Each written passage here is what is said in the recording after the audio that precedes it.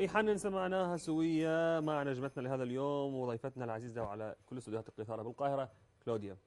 باقي يعني شوية، ما أعرف ايش قد بالضبط ما أعرف الوقت، وراح نحتفل بالسنة الجديدة وما زلنا بدنا نحتفل وياها بالألبوم الجديد. ويعني مبروك الألبوم، يعني هاي أوقات حرجة بعدنا بدنا نحسب كاونتينج داون على السنة الجديدة. بدنا نقولها مبروك على النيو ألبوم أو أول ألبومات. وبعدنا يعني نريد نعرف قصة راغب علامة، بعدنا ترى الموضوع مو هين. يعني الصور موجودة بالصحف، موجودة بالإنترنت. راح نكتب كلوديا وراغب. اكيد دايركت تطلع لك كل شيء. راح يطلع كل شيء. عجبني فكرة شدني يعني فد حالة انه الفقرة مال راغب علامة اصلا يعني ميجا ستار، ولكن الكليب اللي ورا على الستيج لكلوديا. فشنو الفكرة يعني؟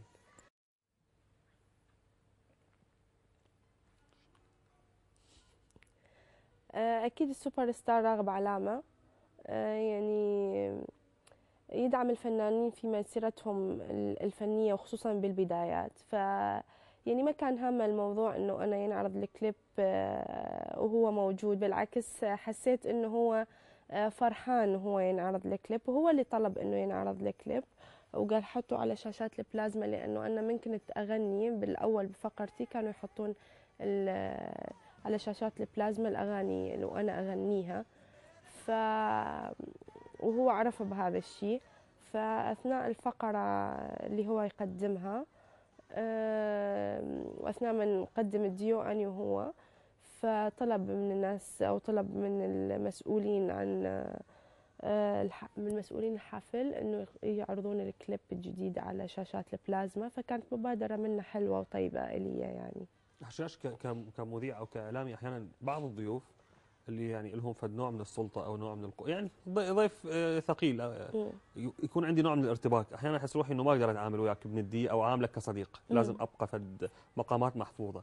بعض النجوم لما تتعامل ويا بعض، ايش حسيتي انت وقتها؟ او كنتي خايفه مرتبكه؟ بصراحة هو كان بمنتهى السلاسة وبمنتهى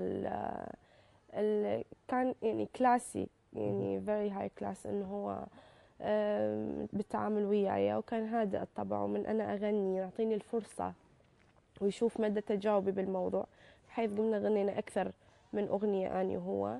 وكانت مشاركتي له كانت بمنتهى الإيجابية، وكثير حبيت الموضوع. وهو فرح، وحتى من أثناء من أنا أغني يعني سوبر ستار واقف قدامك، فبنقول لك الله وكثير حلو تغنين ويتكلم وياي بطريقة إيجابية وسلسة، فحبيت الموضوع. هو بتغيب الكليب المعروف الراغب، يعني راغب في قمة نعم تاريخه، بتغيب.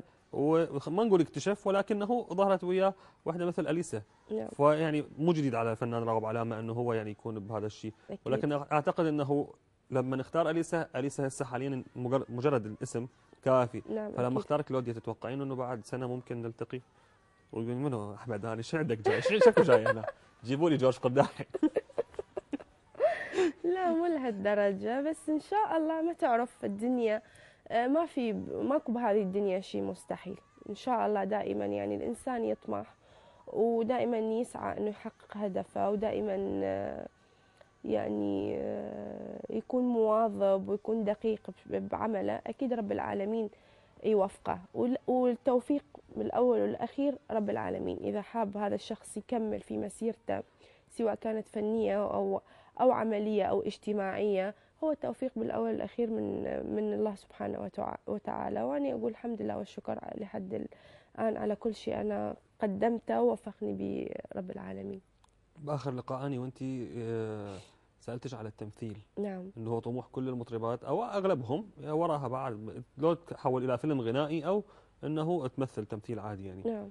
وقلتي لا اني ابدا، اني مكرسه حياتي من اجل الغناء، وعاجبني انه اكون مطربه. وهذا تقديم البرامج او غيرها من خلينا نقول الكاميرات او الاضواء ما تهمني.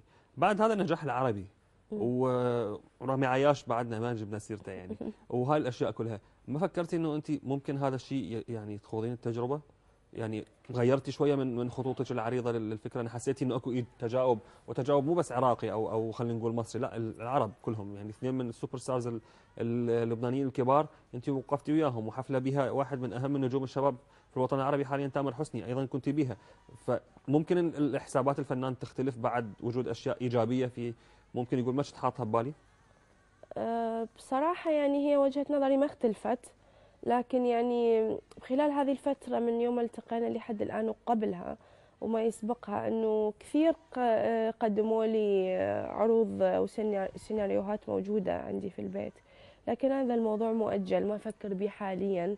مثل ما سبق وذكرت ما أفكر هسه مشروع التمثيل موضوع مؤجل عندي، مشروع مؤجل إلا إذا إجاني الدور أغراني لدرجة أنه أنا حبيت أني أنا أسوي هذا الدور أو أقوم بالتمثيل أو تقديمه، فلحد الآن ما في هذاك الدور وأنا مأجلة هذا الموضوع بصراحة. ولكن عملية التأجيل لا تعني الإلغاء. لا ما ألغي الموضوع، ما أقدر أقول أنه ألغي، لكن الموضوع مؤجل.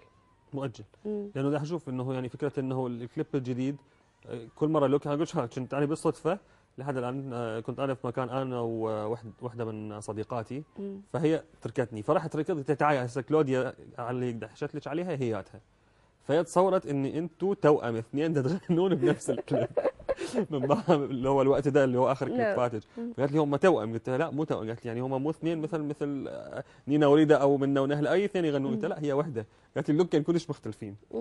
فيعني حتى واحد قلت اوكي راح اطرح هذا السؤال، جبت لي انت سؤال يعني شاركتني صديقتي بالاعداد خلينا نقول، فالفكره بدنا نحكي عن هذا الشيء انه عندش الامكانيه كان بامن قال انه كرقص او كاداء استعراضي موجود، بندم قوي نقول تمثيل موجود، يعني فالباكج كلش حلو اسمه كلوديا موجود وميد ان ايراك باي ذا، هذا الشيء اللي اهم شيء عندنا يعني نقول عليه. الفكره التخطيط لكل هاي الاشياء واهمها هسه بدنا نحكي بها شويه اللوك. نعم. طول عمرك البنيه الحلوه، يعني اعتقد احيانا ممكن تكون هاي الاشياء مزعجه. يعني الجمال هبه من رب العالمين، نعمه، يعني ما اقدر اقول الجمال نقمه، لكن هو مو نقمه، لكن الناس تترجمه بطريقه دائما هي تريد تحط الجمال بالجماد.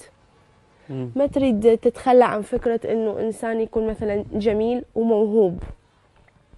يعني بعض مثلا خلينا نقول ابناء الفنانين دائما يعانون انه انت ابن فلان الفلاني، انت نعم. والدتك ممثله، انت والدك مطرب. لا في ناس نجحوا وفي ناس تفوقوا على ابائهم. نعم. تفوقوا بصراحه، مثل يعني منى شلبي. دنيا سمير غانم هذه كلش دنيا طبعا، يعني انا اذكر اول وحده يعني هي تفوقت بصراحه، نجوميتها كست على نجوميه والدتها. دنيا سمير غانم وامي سمير غانم، يعني الاثنين نجوم واثنين ستارز واثنين يقدمون احلى من احلى الافلام اللي انا شفتهم ومن احلى المشاهد اللي انا شفتها، ومشهد رائع قدمته دنيا سمير غانم بالفرح. فيلم الفرح تركيبه. فيعني لا اكو ناس تفوقت او في ناس لا ما عندها الموهبه لمجرد انه هي تحس انه هي والدها فلان او هي بنت فلان او كذا فتخطو هاي الخطوه وراح تنجح. لا ما في محسوبيات بالفن، الفن يعتمد على الموهبه اولا واخيرا. لذلك في عندنا امثال ناجحه وايجابيه ومشت بالفن وعلى نجمها، وامثال يعني وناس ثانيه لا ما نجحت وجلست في البيت. وكذلك على الجميلات، في جميلات نجحوا وفي جميلات جلسوا في البيت. صح. جيد. عندنا جميلات تحولوا الى السبايدر وومن ويانا المخرج طه التونسي على الهواء، وكل عام وانت بخير مستر طه.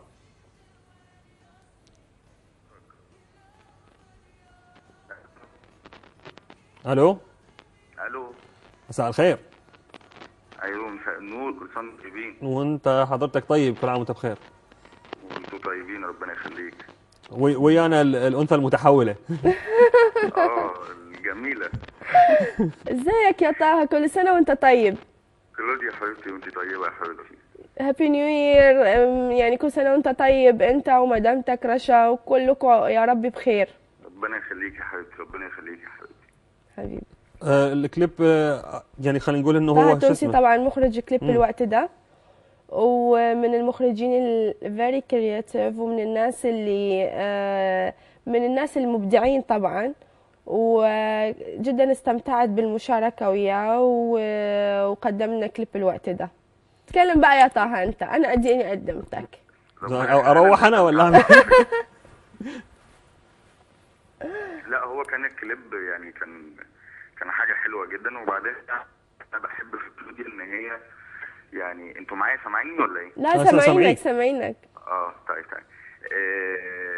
معظم المطربات عموما يعني عندنا مشكله ان الحلوين بيبقوا عايزين يطلعوا حلوين.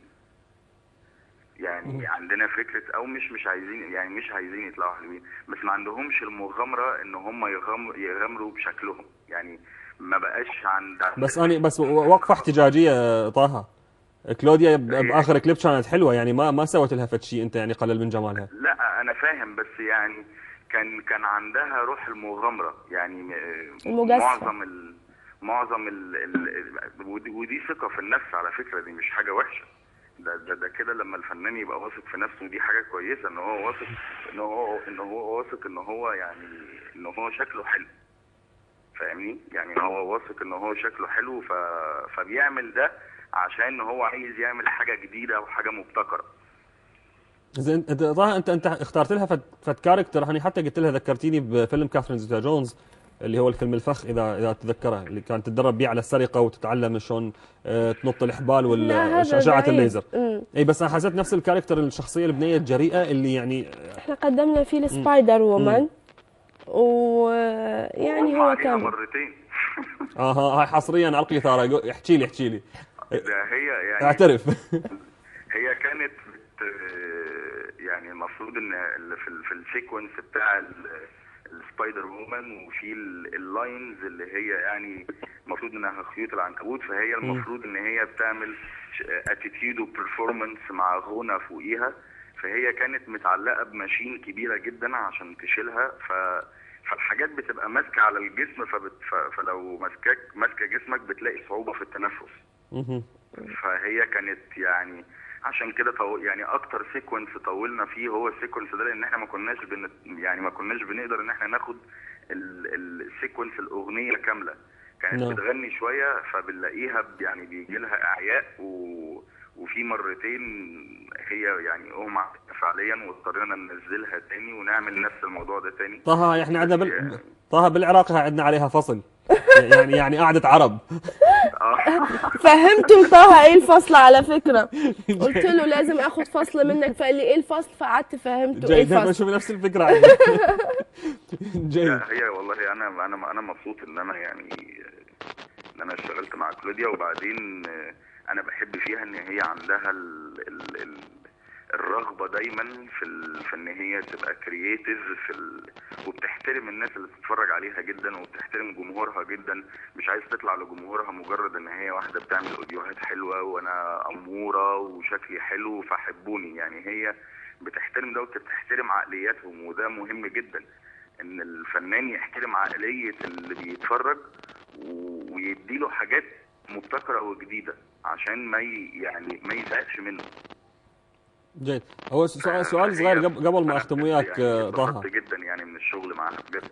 طيب انت تحس انه يعني كلوديا انا اعرفها، يعني علاقتنا خلينا نقول بالوسط العمل، يعني ما مرتبطين كلش بعلاقه صداقه او بيننا، حتى اعرف كلوديا الانسانه، تحسها قريبه الى انه هي تكون الشخصيه الهادئه ام الشخصيه اللي خلينا نقول بالعراقي شقندح، اللي هي شعنونه بالمصري يعني؟ لا بص هقول لك على حاجه. انا بالنسبه لي انا ما بحبش الشخصيه الهاديه. يعني خلينا نبقى واضحين. الفنان الشاطر اللي يجادل،